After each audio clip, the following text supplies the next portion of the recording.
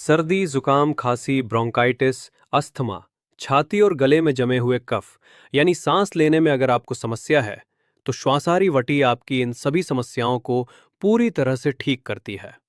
श्वासारी वटी इन सभी श्वास से संबंधित समस्याओं को जड़ से खत्म कर देती है। अगर आपको ये समस्याएं बार बार हो रही हैं, तो आपको श्वासारी वटी का सेवन 1 से 2 महीने लगातार जरूर करना चाहिए। इसका डोज बच्चों और बड़ों दोनों के लिए अलग अलग होता है। इसका डोसेज जानने के लिए आप कमेंट सेक्शन में पढ़ सकते हैं, और अगर आपको कोई भी डाउट हो तो आप कमेंट करके पूछ सकते हैं।